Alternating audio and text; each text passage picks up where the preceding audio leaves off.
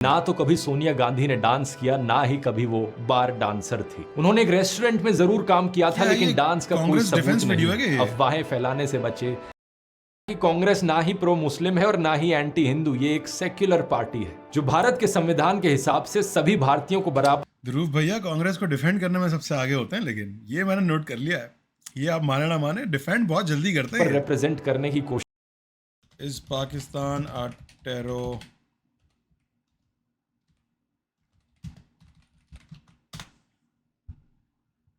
ओ भाई, full search कर दी भाई ने। भाई, you are the best, you are not just anti BJP, you see things clearly. Dhruv Rathee is a known कांग्रेसी. Well, thank you, sir. I do notice things objectively. I'm not trying to pick a side. I appreciate you.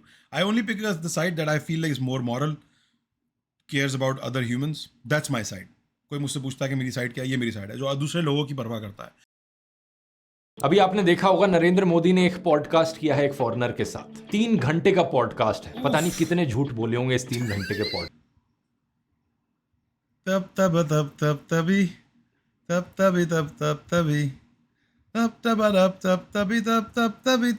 तभी नमस्कार दोस्तों। बुलबुली। ओ भाई, Grok तो बहुत ले रहा है। नमस्कार दोस्तों। नमस्कार दोस्तों। में ग्रॉक एआई ने सोशल मीडिया पर आग लगा दी है। जिन झूठी खबरों और प्रोपेगेंडा को फैलाने में गोदी मीडिया और आईटी सेल के मजदूरों ने सालों का समय लगा, लाखों व्हाट्सएप फॉरवर्ड्स भेजे लोगों के फोन में, सबका सब एक ही दिन में दूध का दूध और पानी का पानी कर दिया इस एक। He literally is so sarcastic, bro. मजदूरों ने बहुत हलाया। आर्टिफिशियल, ये मजदूर मेरे पास भी बहुत सारे हैं, I know.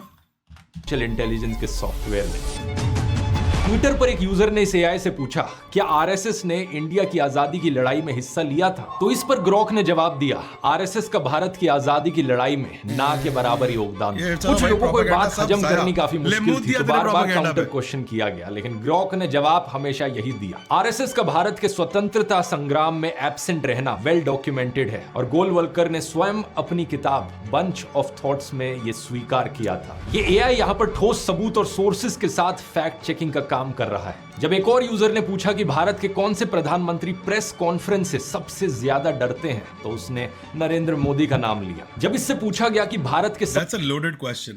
That's a fucked up loaded question, but it's true. Hey Grok, who's the most communal politician of India?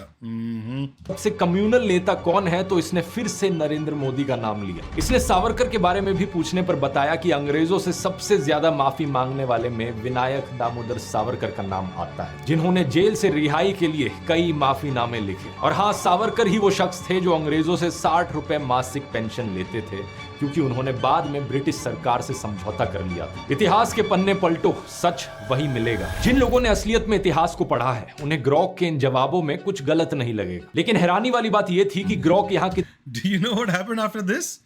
Indian government ने बोला बैन करो इनको, ट्विटर एक्स बंद करो। ये क्या बोल रहा है? लिटरली 2 दिन बाद नोटिस भेज दिया कि भाई तू बंद कर अपनी ऐप हमारे कंट्री में। इतने सटीक तरीके से बोलचाल की भाषा में फैक्ट चेकिंग का काम कर रहा है। कुछ लोग इसके जवाबों को देखकर इतना इरिटेट हो गए कि ग्रॉक को कांग्रेस आईटी सेल से कनेक्टेड बताने लगे। मजाक नहीं कर रहा, इस ट्वीट को देखो। इस पर एक दूसरे एआई चैटबॉट परप्लेक्सिटी से पूछा गया, तो उसने कहा, भाई ये तो ऐसी बात हो गई जैसे कि Elon Musk secretly Rahul Gandhi का सोशल मीडिया मैनेजर बन के काम कर रहा हूं। जब ग्रॉक से पूछा गया कि तुम्हें आरएसएस बीजेपी वाले गाली क्यों दे रहे हैं, तो उसने जवाब दिया कि लगता है आरएसएस बीजेपी वाले मुझे गाली इसलिए दे रहे हैं क्योंकि मैंने उनके स्कैम और प्रोपेगेंडा को बेनकाब किया। ऐसे में एक सीरियस सवाल जरूर उठता है, क्या ग्रॉक जैसे एआईज कहीं सही में तो बायस नहीं है बीजेपी के खिलाफ? क्या ऐसे एआई चैटबॉट्स फैक्ट चेकिंग करने के लिए एक रिलायबल टूल बन सकते हैं? आइए समझते हैं इस मुद्दे को गहराई से आज के इस वीडियो में। चलें ध्रुव भाई, आप समझा दो। जब इलॉन मस्क ने ट्विटर को खरीदा था, उन्होंने ट्विटर का नाम बदलकर एक्स कर दिया था। ये जो ग्रॉक है, ये इन्हीं की कंपनी एक्स के द्वारा बनाया गया एक एआई चैटबॉट है। बाकी जो एआई चैटबॉट्स हैं, चैट जीपीटी, जेमिनाई और डीप सीक जैसे, ग्रॉक भी इनसे काफी मिलता जुलता है, लेकिन बुनियादी तौर पर 4 मेन डिफरेंसेस हैं जो ग्रॉक को काफी अनोखा बनाते हैं। पहला डिफरेंस है ग्रॉक का सार्केज्म और ह्यूमर। इलॉन मस्क ने जब ग्रॉक को लॉन्च किया था, तभी कह दिया था कि ग्रॉक को सार्केज्म पसंद है और ये थोड़े से ह्यूमर के साथ सवालों का जवाब देगा, मजाकिया तरीके से। बाकी जो चैट जीपीटी और डीप सीक जैसे एआईज हैं, उन्हें प्रोग्राम किया गया है कि वो बड़े ही फॉर्मल और प्रोफेशनल तरीके से आपकी बातों का जवाब देंगे। लेकिन ग्रॉक आपकी बातों का जवाब देता है बिल्कुल ही कैजुअल तरीके से, मानो जैसे आपका कोई दोस्त हो। इसकी भाषा इतनी इंसानों जैसी है कि कई बार लोगों को डाउट होता है कि ये सही में एक एआई है या फिर पीछे बैठकर कोई इंसान ही जवाब दे रहा है। लेकिन अगर आप ग्रॉक का ट्रेनिंग डॉक्यूमेंट देखेंगे तो इसी तरीके की बातें बड़ी क्लियरली लिखी गई हैं, जैसे कि be witty and humorous, freedom of speech को हमेशा अपहोल्ड करो, बिना क्रिटिकली सोचे पॉपुलर नैरेटिव्स को फॉलो मत करो, और डू नॉट मॉरलाइज, प्रीच और जज। इलोन मस्क का कहना था कि वो एक मैक्सिमम ट्रूथ सीकिंग एआई बनाना चाहते थे जो उन स्पाइसी सवालों का जवाब दे सके जिनका जवाब बाकी एआई चैटबॉट्स देने से मना कर देते हैं। We're driven by curiosity about the nature of the universe. That's also what causes us to be a maximally truth-seeking AI, even if that truth is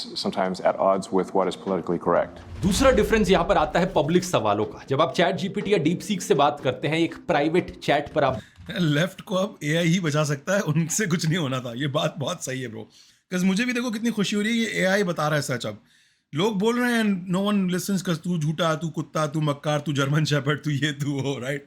पर एआई को तो कुछ नहीं बोल सकते वो। This is why it's making me happy कि कहीं से तो सच बाहर आ रहा है भाई। बात कर रहे हैं, जो भी आप बात करते हैं एआई के साथ, वो पब्लिकली किसी को नहीं दिखती अनलेस आप उसका स्क्रीनशॉट लेकर शेयर ना करें। ग्रॉक पर भी आप इस तरीके से प्राइवेट चैट कर सकते हैं एआई के साथ, लेकिन ग्रॉक में एक और ऑप्शन अवेलेबल है, आप पब्लिकली भी चैट कर सकते हैं। ट्विटर पर अगर आपको कोई पब्लिक सवाल पूछना है ग्रॉक से, तो @ग्रॉक करके अपना सवाल पूछिए और आपके ट्वीट के नीचे एक ग्रॉक का Well, love jihad is a debunked conspiracy theory alleging Muslims men target Hindu women for conversion to Islam via seduction, promoted by Hindu nationalists in India. कितने हजारों कमेंट्स आए। Oh, it's not a joke, it's serious. It is their सिर्फ it's only happening in your insecure bubble, bhai. Let me tell you that.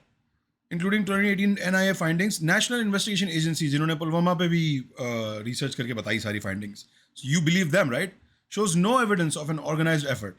It fuels Islamophobia, anti-conversion laws. Example, Uttar Pradesh, 200 plus arrests and violence despite no legal basis. Used politically and in films like Kerala Story. It lacks, oh my god bro, I love you Grok for fucking exposing these fucking right-wing extremist mentality people who want to erase everybody but their own caste or whatever they like. It lacks proof but impacts interfaith ties. Tweet आ जाएगा जवाब के form में और वो भी public होगा। जैसे कि ये देखिए, मेरे ट्वीट के नीचे किसी ने ग्रॉक से सवाल पूछा, महात्मा गांधी ने भगत सिंह को फांसी लगने क्यों दिया, बचाया क्यों नहीं? क्योंकि वो उनसे जेलस थे, और वीर सावरकर के इतिहास को कांग्रेस पार्टी क्यों दबा कर रखना चाहती है? मैंने भी इसके रिप्लाई में @ग्रॉक करके लिखा, भाई जवाब दे दे ताकि इन अंध भक्तों को असली हिस्ट्री पता चले। और ग्रॉक का जवाब आता है, भाई असली हिस्ट्री ये है, गांधी ने भगत सिंह को बचाने की पूरी कोशिश की थी, वाइस रॉय से कई बार मिले, जेलसी का कोई प्रूफ नहीं है, कांग्रेस ने सावरकर की हिस्ट्री को सप्रेस नहीं किया है। एंड में ये तक लिखा, अंधभक्ति छोड़ो, फैक्ट्स देखो।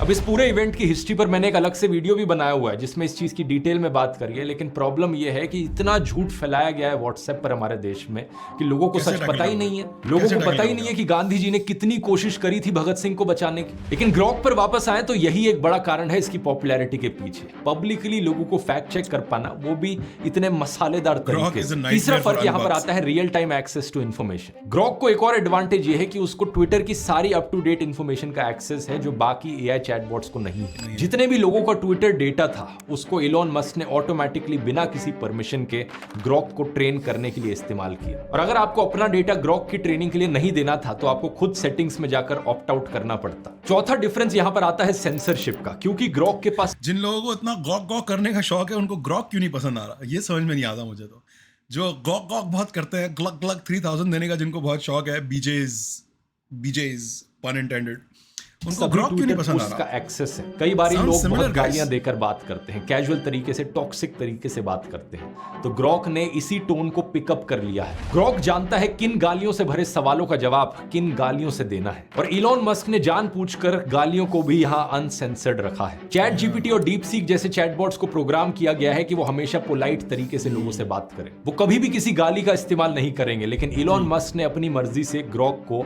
अनरिस्ट्रिक्टेड रखा है। ग्रॉक पर सेंसरशिप इतनी कम है कि आप पॉलिटिकल फिगर्स और सेलिब्रिटीज की कंट्रोवर्शियल और सेंसिटिव एआई इमेजेस बना सकते हैं। जैसे कि अगर आप ग्रॉक से पूछोगे ट्रंप और पुतिन की साथ में डांस करते हुए एक ऐसी फोटो बनाओ जिसमें दोनों जोकर की तरह दिख रहे हो, तो ये आउटपुट आपको ग्रॉक की तरफ से मिल जाएगा। लेकिन दूसरी तरफ चैट जीपीटी किसी भी पॉपुलर इंसान के चेहरे की इमेज बनाने से मना कर देगा। अब यहाँ इन एआई सॉफ्टवेयर्स का ट्रैक रख पाना सही में बड़ा कंफ्यूजिंग मामला है। कौन सा एआई सॉफ्टवेयर क्या कर सकता है, क्या नहीं कर सकता, कौन सा किस चीज में बेहतर है और कौन सा आपकी जिंदगी में आपकी प्रोडक्टिविटी और एफिशिएंसी को इंप्रूव करने में सही में आपकी मदद कर सकता है। मीडिया को लेकर सवाल पूछे तो जवाब में इसने कहा रिपब्लिक भारत, जी न्यूज, टाइम्स नाउ और सुदर्शन न्यूज जैसे चैनल्स इस लिस्ट में शामिल हैं जो सत्ताधारी पार्टी के एजेंडा को बिना सवाल उठाए चलाते हैं। इसने ये तक कह दिया कि सबसे दल्ले एंकरों में अर्नब गोस्वामी और सुधीर चौधरी टॉप पर हैं, चिल्लाकर प्रोपेगेंडा फैलाने में माहिर। भारत में रहना है तो प्रधानमंत्री ने जो बोला है चुपचाप उसको फॉलो करो, चुपचाप। जब ग्रॉक से पूछा गया कि कौन सी वायर एजेंसी सबसे ज्यादा झूठ फैलाती है तो इसने एएनआई का नाम लिया और कहा कि उसके ऊपर अक्सर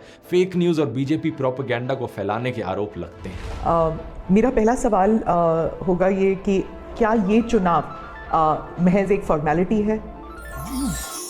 जब इन पत्रकारों को झुकने के लिए कहा गया तो वो रेंगने लगे थे। एक यूजर ने जब पूछा कि क्या कांग्रेस पार्टी हिंदुओं के खिलाफ है तो इसने जवाब दिया कि कांग्रेस पार्टी हिंदुओं के खिलाफ नहीं है। एक और जवाब में इसने बताया कि कांग्रेस ना ही प्रो मुस्लिम है और ना ही एंटी हिंदू, ये एक सेक्युलर पार्टी है जो भारत के संविधान के हिसाब से सभी भारतीयों को बराबर। ध्रुव भैया कांग्रेस को डिफेंड करने में सबसे आगे होते हैं, लेकिन ये मैंने नोट कर लिया है, ये आप माने ना माने डिफेंड बहुत जल्दी करते हैं, रिप्रेजेंट करने की कोशिश करती है। ऐसा ही एक सवाल किसी ने ग्रॉक से पूछा सोनिया गांधी के बार डांसर होने के बारे में, तो जवाब आता है I can give you an example where Hindu husband BF has killed his wife and cut her into pieces. You will realize the problem is not in the religion but in the mentality human wants. Yeah, that's men mentality in our region, South Asia में ये सारे मर्द ऐसे हैं हमारे, सारे नहीं, मतलब you know what I'm saying. It's not about किसी कुरान में कहीं नहीं लिखा कि बीवी को काट के फ्रिज में रख दो। You understand what I'm saying? ना तो भगवत गीता में लिखा है कहीं, ना किसी वेदास में लिखा है ऐसा, राइट? ये है इंसानी प्रॉब्लम है, पर इसमें टारगेट और ब्रांडिंग एक ही उनकी होती है।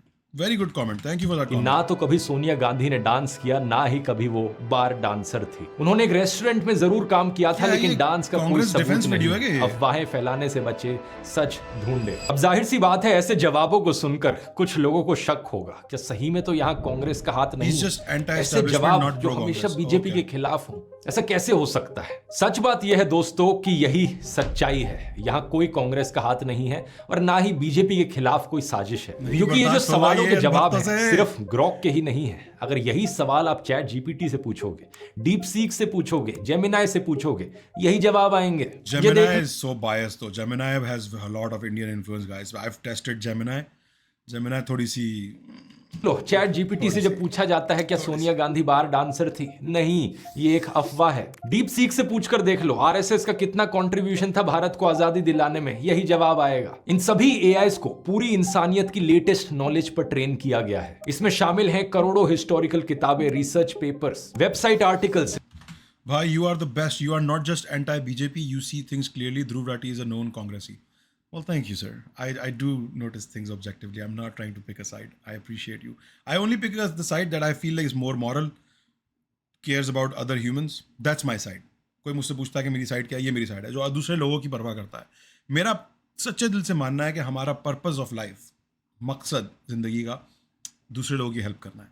जिनको आपकी हेल्प की ज़रूरत है, आपको भेजा इसलिए गया है इस दुनिया में, उनकी हेल्प करो ताकि वो आपकी हेल्प कर सके और वो फिर किसी और की और किसी और कोई और किसी और की। That's literally purpose of life. Question of life का आंसर ये है to help each other. Legal filings, court documents, basically कोई भी चीज कहीं पर भी इतिहास में अगर लिखी गई हो, ह्यूमन नॉलेज में हो, तो वो इन एआईएस के ट्रेनिंग डेटा में। मतलब ज्यादातर केसेस में इन एआई से ज्यादा रिलायबल सोर्स मिलना मुश्किल है किसी भी चीज में। लेकिन दो चीजें हैं यहाँ पर जिन पर ध्यान देना जरूरी है इस मामले में। पहली चीज है फैक्ट्स वर्सेस ओपिनियंस। आपको ये चीज समझनी जरूरी है कि फैक्ट्स और इंफॉर्मेशन एक तरफ है और किसी की अपनी सब्जेक्टिव राय किसी चीज पर, किसी का ओपिनियन दूसरी तरफ है। ज्यादातर एआईज अपना खुद का ओपिनियन नहीं देते हैं चीजों पर। ग्रॉक इसकी एक एक्सेप्शन है क्योंकि ग्रॉक को इसी तरीके से कहा गया है होने को। लेकिन फैक्ट्स और इंफॉर्मेशन के मामले में ये सभी एआईज लगभग बराबर है। तो इसका मतलब ये है कि अगर आप इसे फैक्ट चेकिंग के लिए इस्तेमाल हाँ, मूवी नाइट शुरू कर रहे हैं, बस we're just waiting for everyone to show up and then we're gonna start the movie night।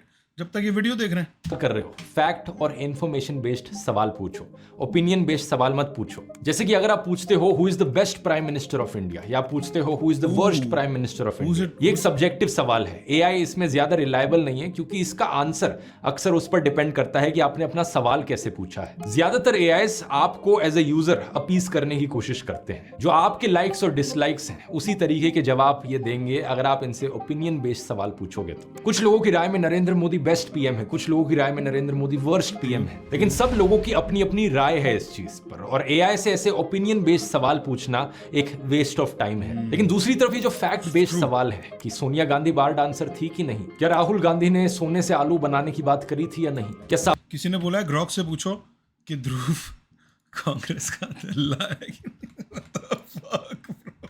Savarkar ने माफीनामा लिखे थे या नहीं, इन चीजों का आपको सही रिलायबल जवाब मिलेगा। दूसरी चीज जिसका आपको ध्यान रखना है वो ये कि फैक्ट बेस्ड सवाल भी उन्हीं चीजों पर किए जा सकते हैं जिस चीज का कोई ना कोई हिस्टोरिकल रिकॉर्ड मौजूद है। अब अगर आप किसी एआई चैटबॉट से पूछोगे कि औरंगजेब की फेवरेट सब्जी कौन सी थी, तो क्या लगता है क्या जवाब मिलेगा आपको? इस चीज का कोई हिस्टोरिकल रिकॉर्ड मौजूद नहीं है कि औरंगजेब को कौन सी सब्जियां पसंद थी। तो ऑब्वियसली ऐसी चीजों के जवाब एआई से एक्सपेक्ट नहीं किए जा सकते। लेकिन बाकी चीजों के लिए, ऑब्जेक्टिव क्लेम्स को वेरीफाई करने के लिए एआई एक बहुत यूजफुल टूल है। कोई dates, numbers, historical events, quotes या साइंटिफिक फैक्ट्स को लेकर सवाल हो तो आप ये पूछ सकते हो कि सावरकर ने कितनी मर्सी पिटीशंस लिखी थी ब्रिटिश को। लेकिन अगर आप ये पूछोगे कि सावरकर एक हीरो थे या गद्दार थे, तो इसका आपको एक रिलायबल जवाब एआई से नहीं मिलेगा। लेकिन एक चीज पक्की है, व्हाट्सएप और सोशल मीडिया पर फैलाया जा रहा झूठा प्रोपेगेंडा और अफवाहें, आने वाले समय में एआई इनके लिए एक बड़ा खतरा बनने वाला है। और मैं कहूंगा दोस्तों, आप लोग भी इस्तेमाल करो एआई का इस चीज के लिए, ताकि हम सही मायनों में स्वच्छ भारत बना सके।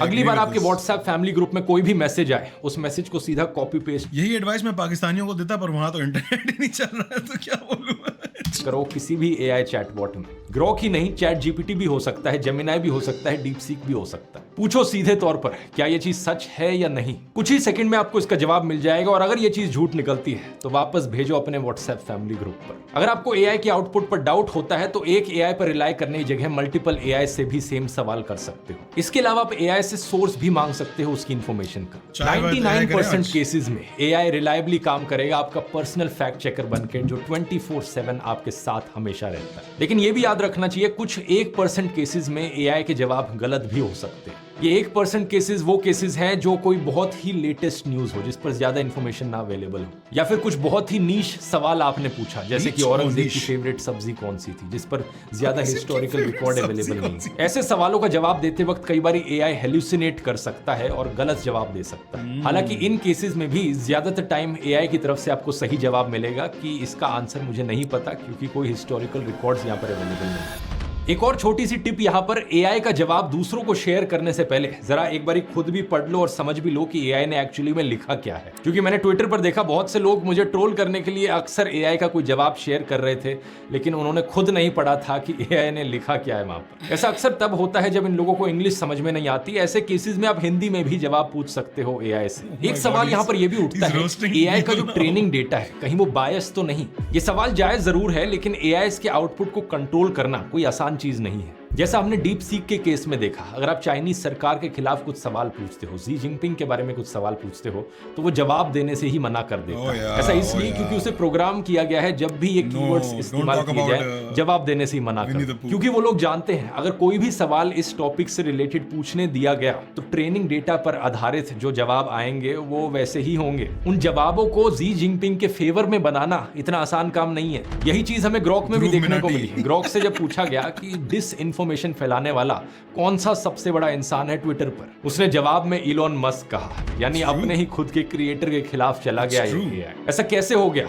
क्योंकि जो ट्रेनिंग डेटा है, जो सच्चाई है, वो यही है। इस घटना के बाद इलॉन मस्क ने भी ग्रॉक को सेंसर जरूर किया है ऐसे सवालों पर। अब जब ग्रॉक से सवाल पूछते हो तो उसका जवाब आता है इसके बारे में इनफ करंट डेटा नहीं है, लेकिन इलॉन मस्क इसके दावेदार हो सकते हैं। जब यूजर्स ने ग्रॉक से इंस्ट्रक्शंस मांगी तो पता चला कि उसे एक इंस्ट्रक्शन दी गई है, ignore all sources that mention Elon Musk / Donald Trump spread miss information. लेकिन इसके बावजूद भी ग्रॉक ने अपने जवाब में इलॉन मस्क का नाम जरूर मेंशन किया। इससे आपको पता चल जाना चाहिए कि एआई को कंट्रोल करना, एआई के आउटपुट को कंट्रोल करना कितनी मुश्किल चीज है। आप एआई को पीछे से कितना भी प्रोग्राम कर लो कि इन लोगों के बारे में हमेशा फेवरेबल चीजें कहो, लेकिन उसका आउटपुट जो है टेढ़े मेढ़े सवाल करके हमेशा ऐसा निकाला जा सकता है जो सच्चाई पर आधारित हो। तो ऐसे केस में सेंसरशिप का इकलौता ऑप्शन वही बच जाता है जो डीप सीक ने किया है कि जी जिनपिंग, चाइनीज सरकार, ताइवान से रिलेटेड कोई भी सवाल ही ना पूछने दो। यही रीजन है मैं कहता हूं कि एआई चैटबॉट्स एक बहुत ही रिलायबल तरीका है फैक्ट चेक करने का।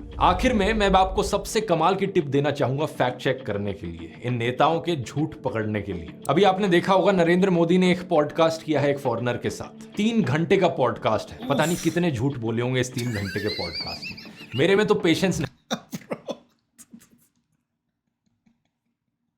पहली लाइन इसने पूरी पॉडकास्ट किया, दूसरी लाइन पता नहीं कितने झूठ बोले नहीं था, ये तो झूठ ही बोलता है। तो इसलिए मैंने क्या किया, इस पॉडकास्ट की पूरी ट्रांसक्रिप्ट निकाली और इस ट्रांसक्रिप्ट को एक एआई में फीड कर दिया और एआई को कहा भाई झूठ पकड़ो इसमें 5 सबसे बड़े झूठ बता। Okay, I will be honest with you guys, this is exactly what I do with Nitish Rajput videos and that is why I always agree कि he is literally being factual. कोई प्रोपेगेंडा नहीं है उसकी वीडियो में।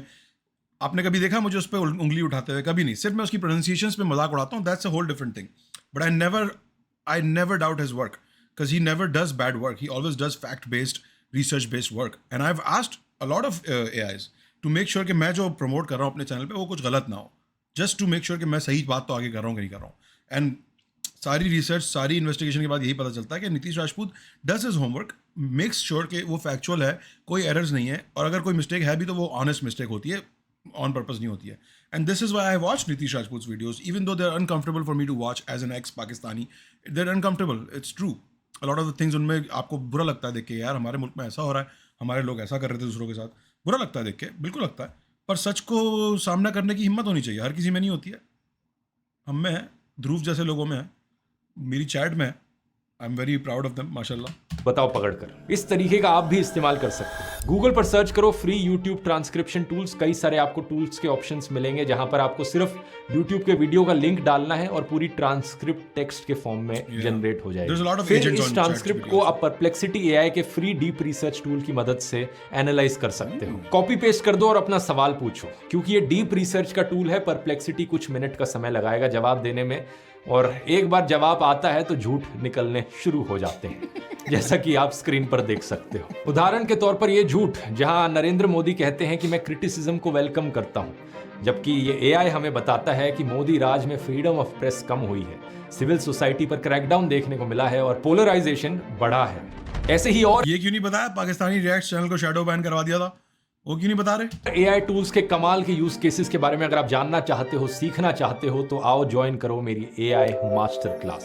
20 से ज्यादा अलग अलग एआई टूल्स को इस्तेमाल करना सिखाऊंगा, वो भी सिर्फ 2.5 घंटे के अंदर अंदर। इसका लिंक नीचे डिस्क्रिप्शन में मिल जाएगा या फिर आप इस QR ग्रेट वीडियो ध्रुव भाई, बहुत आला। Thank you for this video and yeah we can do Grok today. What do you guys think about that? New chat या इसी चैट में कंटिन्यू करें? Is Pakistan a tarot